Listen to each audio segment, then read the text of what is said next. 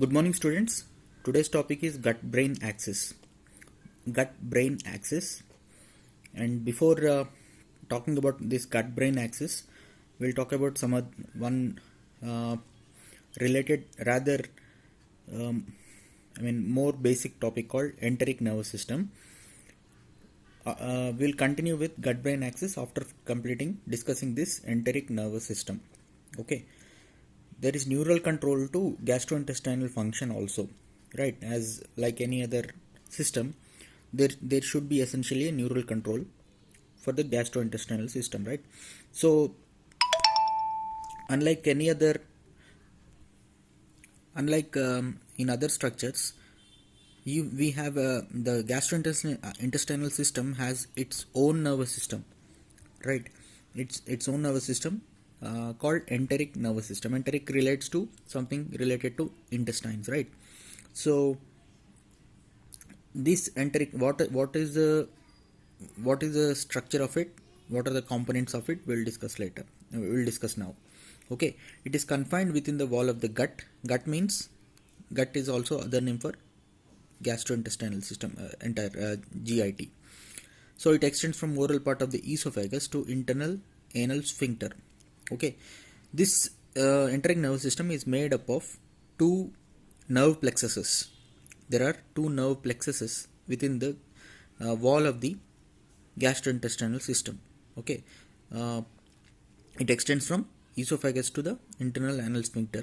So the nerve plexuses are present. Plexus means a network-like structure. So there are two network-like structures within the wall of the intestines or GIT. So two separate networks are present in the wall of the GIT, right? So again, these two separate plexuses are intercommunicating. That means there are interneurons between these two plexuses. So the two plexuses, the names are myenteric plexus or Auerbach's plexus, and another is submucous plexus or Meissner's plexus. It is actually MEISSNER, Meissner's plexus. There is a spelling mistake here. So both plexuses are composed of intricate network of unmyelinated nerve fibers intermingled with clusters of neuronal cell bodies arranged in the form of ganglia. So I'll focus another slide where you can understand the structure of these two plexuses.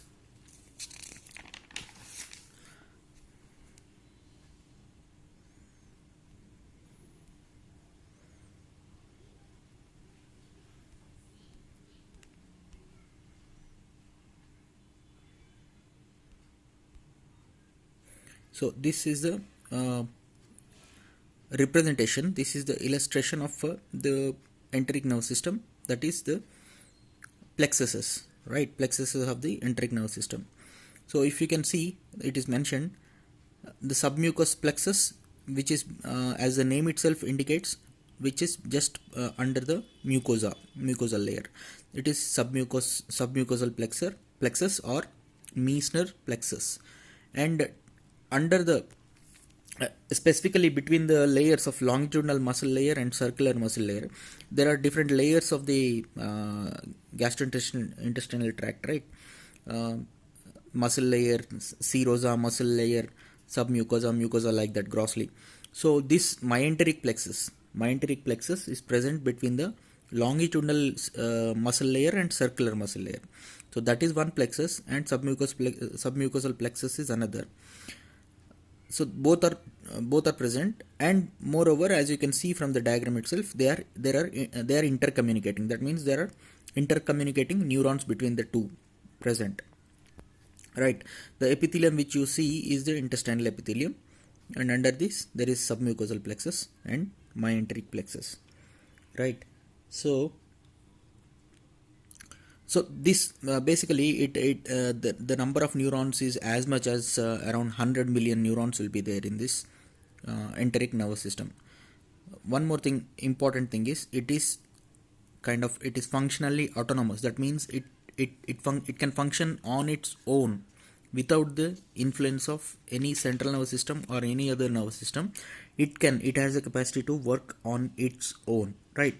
It is it has autonomic capacity to work on its own, but but it is it is again supplied by the autonomic nervous system, that is sympathetic nerve fibers are supplied and parasympathetic nerve fibers are supplied.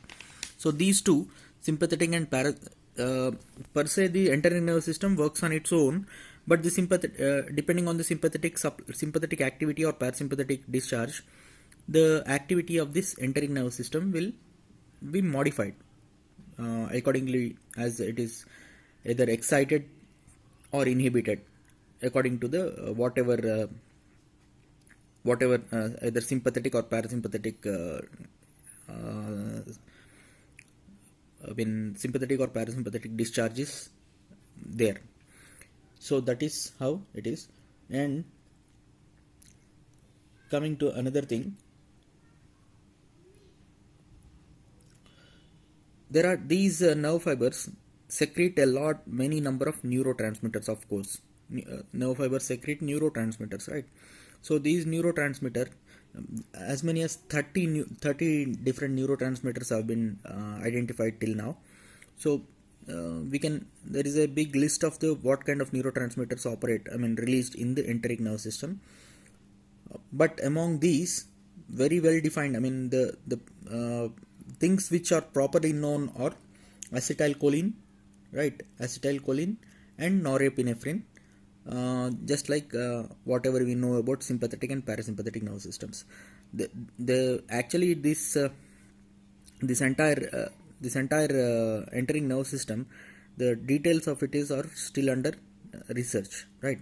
So the different neurotransmitters secreted by enteric neurons have been found out, but the exact mechanism of which neurotransmitter is released where and what exactly is the role of each individual neurotransmitter is still not very clear. So some of the important neurotransmitters released in the enteric neurons are acetylcholine, norepinephrine, adenosine triphosphate, that is ATP which you call, serotonin, dopamine, cholecystokinin, substance P, vasoactive intestinal polypeptide, somatostatin, leuenkephalin, metenkephalin, bombesin.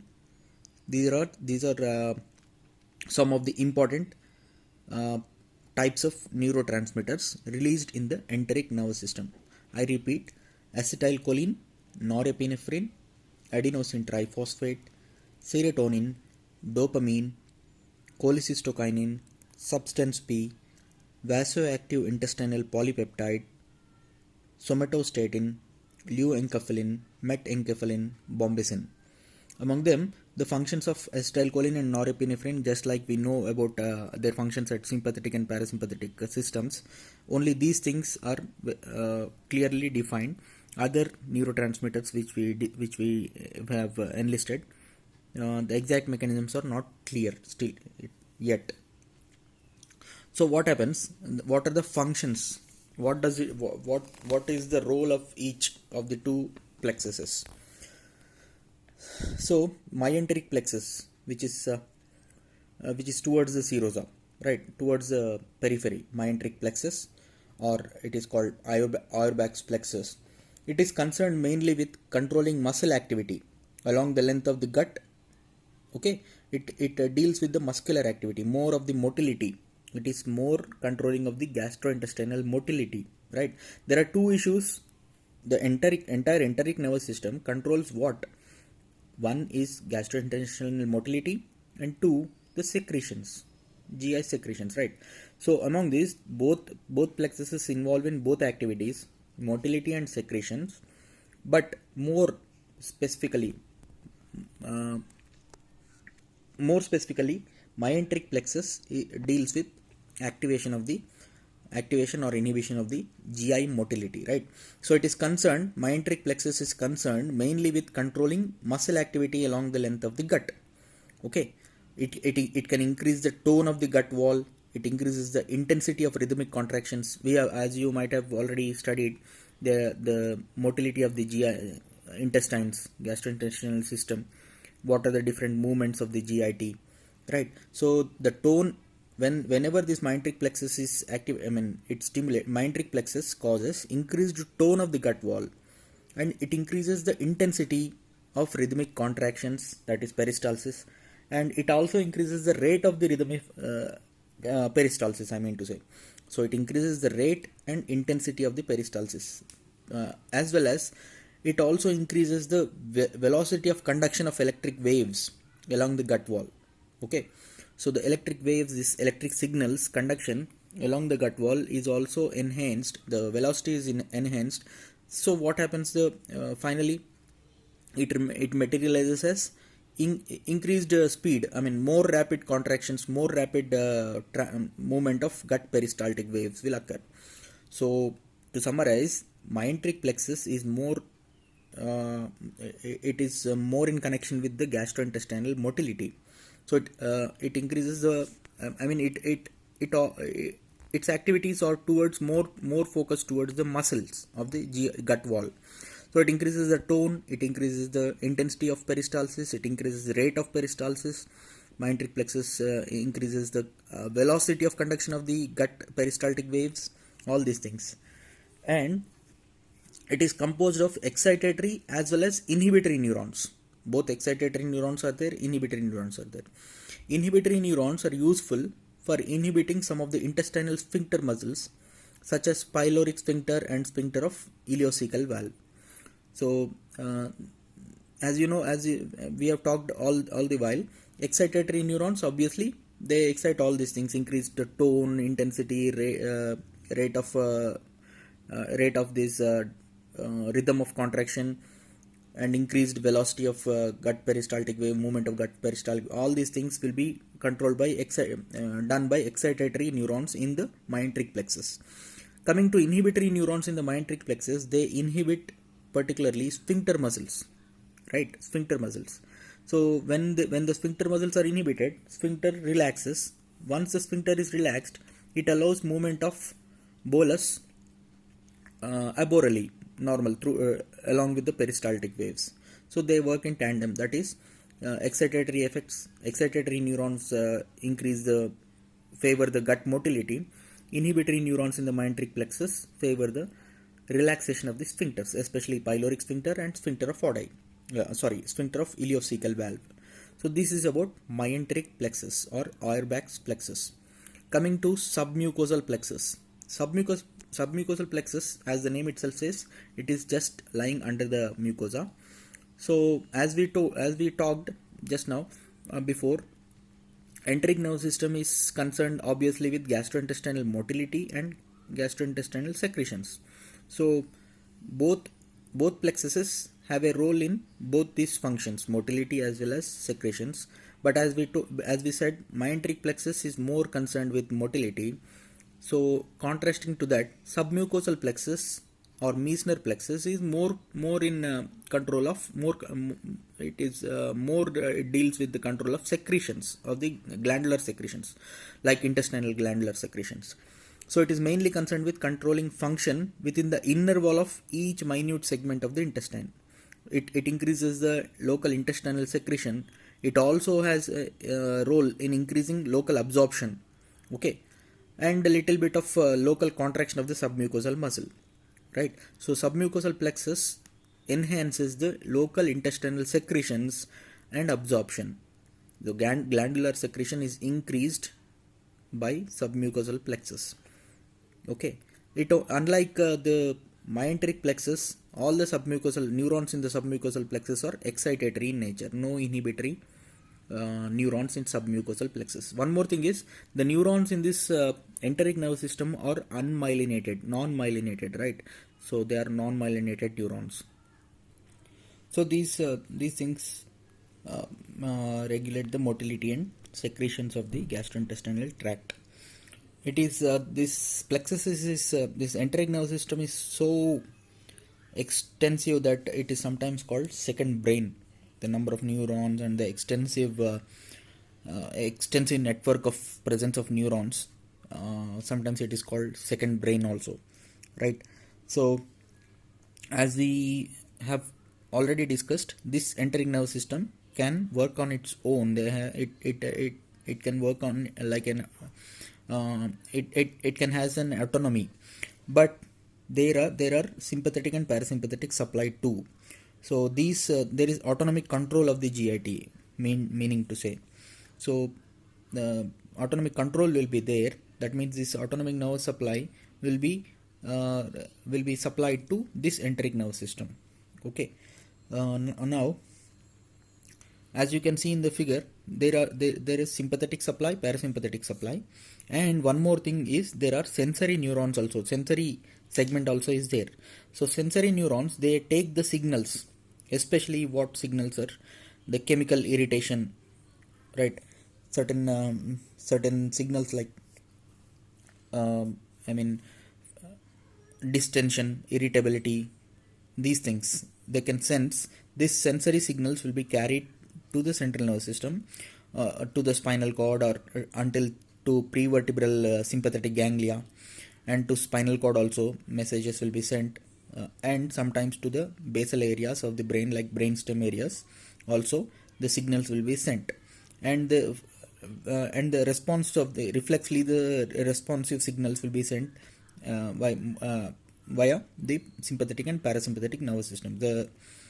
As a response to these sensory stimulus, there is fine tuning will be occurred by means of sympathetic and parasympathetic discharges, right? So these sensory supply, the sensory messages are sent to the prevertebral ganglia of the sympathetic nervous system, or either to the spinal cord, and also in the vagus nerves all the way to the brainstem through sensory fibers of the vagus to the brainstem. The messages are carried. Okay, so these sensory nerves can elicit local reflexes within the gut wall itself, and still other reflexes that are related to the gut from either the prevertebral ganglia or the basal regions of the brain. Okay, the reflexes will be either locally working, or they are related to the gut from either prevertebral ganglia or the basal regions of the brain, right? So this is sensory part. And coming to sympathetic and parasympathetic. Firstly, parasympathetic fibers. As you know, parasympathetic is craniosacral outflow. So except certain areas of the GIT, like certain areas of the mouth and pharyngeal regions of the alimentary tract, cranial parasympathetic nerve fibers are almost entirely in the vagus nerve. So there is parasympathetic is craniosacral, right? So the cranial part of the parasympathetic nerve fibers that supply the GIT are almost entirely in the vagus nerve. That means the parasympathetic to the upper, to almost large part of a considerable part of the GIT, the parasympathetic supply to the GIT is through vagus nerve, right? So the innervation extends from esophagus, and it is to stomach, to pancreas, and somewhat less to the intestines, down through the first half of the large intestine. So until the first half of the large intestine, from mouth to first half of the large intestine, the parasympathetic supply is through the fibers of the vagus nerve. And what about the rest, the later half of the gut? The parasympathetic supply is from the fibers of sacral segments, right? Parasympathetic is cranial and sacral. So sacral fibers coming through the pelvic nerves, especially S2, S3 and S4, from the sacral segments of second, third and fourth sacral segments, these parasympathetic fibers emerge, and via the pelvic nerves, distal half of the large intestine until the anus, the parasympathetic supply will be there. Okay, so parasympathetic supply, the preganglionic nerve fibers will be supplying until the enteric nerve system, these plexuses. So what does parasympathetic do? Obviously parasympathetic causes activation of the GIT movements as well as secretion, right? So gastrointestinal system movements and secretions are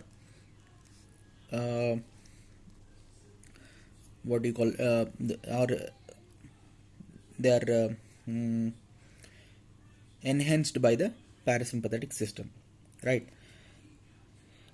The stimulation of these parasympathetic nerves, they cause general increase in activity of the entire enteric nerve system, right? Whenever there is parasympathetic activity, it obviously is supplied to the enteric nervous system, that is two plexuses. It causes generalized increase in activity of the entire enteric nervous system, right? So it in turn causes enhanced activity of most gastrointestinal functions, that is motility will be increased, secretions will be increased whenever there is parasympathetic increased activity. Now coming to sympathetic, the effects are the effects are almost opposite. So sympathetic, it is thoracolumbar outflow. It is called thoracolumbar outflow. So whatever sympathetic nerve fibers, they emerge from thorax and lumbar segments of the spinal cord, especially that sympathetic fibers that supply the gastrointestinal tract originate from spinal cord segments of T5 and L2. So from T5 to L2, from these segments, the sympathetic fibers that supply the GIT emerge, right? So once they come out of the spinal cord from these segments, they innervate they join to form sympathetic chains. So that is preganglionic short segment, and the longer one is postganglionic segments, which in the figure you can see they supply the myenteric as well as submucosal plexuses. So sympathetics, they innervate essentially all of the gastrointestinal tract. As we discussed before, parasympathetics, they have the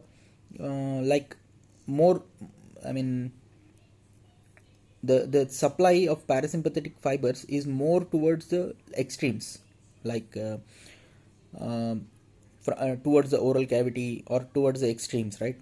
So unlike this, the sympathetics innervate essentially all of the gastrointestinal tract rather than being more extensive nearest the oral cavity and anus, right? Like in parasympathetic system, more towards the extremes it is more supplied, but sympathetic system, they are supplied to the entire GIT more or less equally, right? So now coming to what happens when the sympathetic system is stimulated.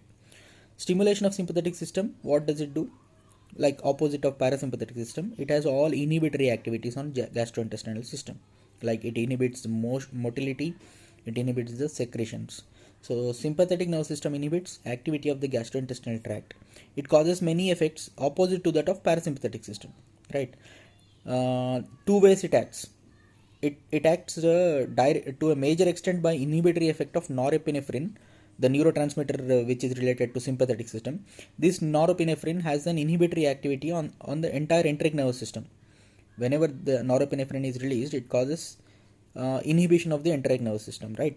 So that is the major way through which it acts. And the secondary slight extent is direct effect of secreted norepinephrine causing intestinal tract smooth muscles of the intestinal tract to be inhibited. So directly it also inhibits the smooth muscles of the intestines, and indirectly, which is the major way which it acts, is inhibitory effect on the enteric nervous system. So that is something about sympathetic and parasympathetic supplies which regulate or control the enteric nervous system, right? Coming to afferent fibers, which we already talked, what are the stimuli which are carried by the afferent fibers? They can be stimulated either by irritation of the gut mucosa. Any irritable substance, irritability of the gut mucosa will be sensed, and the sensory supply will be transport will be there, and excessive distension of the gut, okay, or certain specific chemical substances in the gut. So either it can be irritation, or it can be certain specific chemicals, or it can be due to excessive distension of the gut. So these sensations are signaled. The signals are transmitted through the fibers that can cause excitation and under other conditions inhibition of the intestinal movements, right? So almost 80% of the vagus nerve which supplies the gut is afferent only, not efferent, interestingly, right? So the afferent nerve fibers transmit sensory signals from the GIT into the brain medulla. To the medulla it will carry, which in turn initiates vagal reflex signals that return to the GI tract to control many of its functions. So simple, the axis is simple. From the sensory nerves, the signal can be sent to either prevertebral ganglia to the spinal cord level, or more commonly to the medullary level. From the medullary level, what happens? Vagal stimulus will occur. Vagal reflexes will come, come back. I mean the response will be through vagus, right? The response will be through vagus, and thereby it controls many of the gastrointestinal functions. So this is almost about the enteric nervous system. So as we discussed, this is the first part, enteric nervous system, and coming to the title which I've said, the gut-brain axis. Gut-brain axis, gut, as I told you, it is nothing but gastrointestinal tract, enteric tract, and brain axis. What is this? Is nothing but this is actually a new field or new subject which is under thorough research. It is a new topic, right? It is still under research. A lot of things are to be found out confirmatively. So under using laboratory animals, some things, especially rats, the experiments have found out that the microbial flora, whatever bacteria or other microbes present in the gut, and these gut bacteria, microbes, they also because of their metabolism, their own metabolism, metabolites will be released, right? Certain metabolites of they release certain chemical messengers, right? Certain amounts of chemical messengers which alter the which send a signal to the central nervous system via this sensory, just now as we discussed, sensory neurons. So the microbial flora, depending on the type of microbial flora and depending on the type of neurotransmitters which they release, chemicals which they release, the effects on the brain may vary, right? So what I mean to say is there is certain link between our gut and brain, especially the emotions, moods, etc. That has been it is still under research. So that is more about gut-brain axis, especially the sensory neurons which we have discussed just now, through which these signals are transmitted from gut to the brain.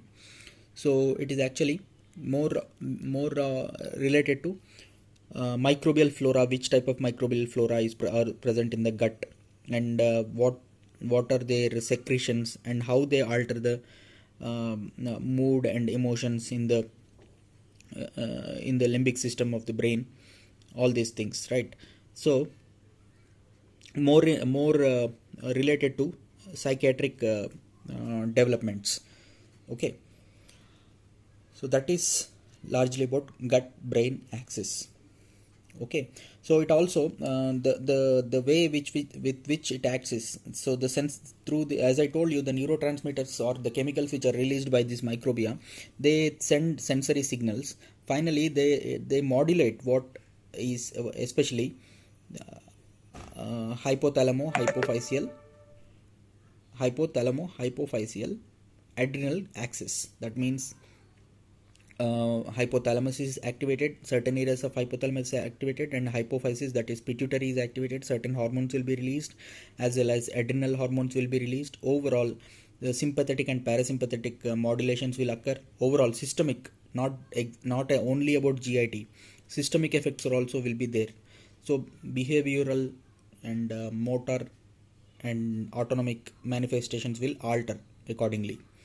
So that is the significance of this gut-brain axis. So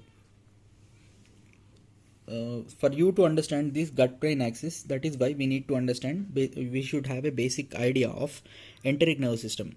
So without knowing what plexuses are there, what sensory neurons will be there, etc., we cannot have an idea about gut-brain axis, right? So we have learnt, to summarize, we have learnt the enteric nervous system is a nervous system which is present through the entire, almost spanning entire gut or gastrointestinal system. It is made up of two networks, two plexuses rather, submucosal plexus or Meissner plexus, and myenteric plexus or Auerbach's plexus, right? So all the neurons are very many, or nearly about 100 million neurons are there. That is why it is sometimes called second brain. And all these neurons are unmyelinated neurons, and there are also certain supportive neurons are also there, will be there. Supportive cells will also be there, like astrocytes, etc.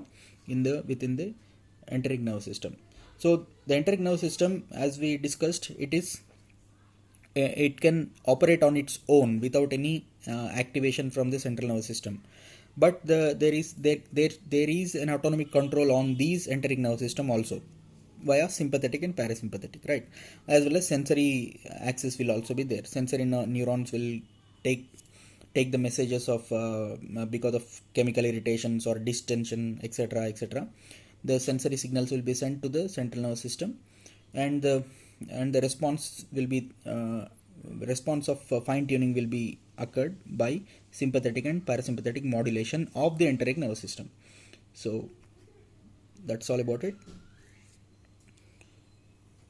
That's all about the gut brain axis enteric nervous system. See you in the next class. Thank you.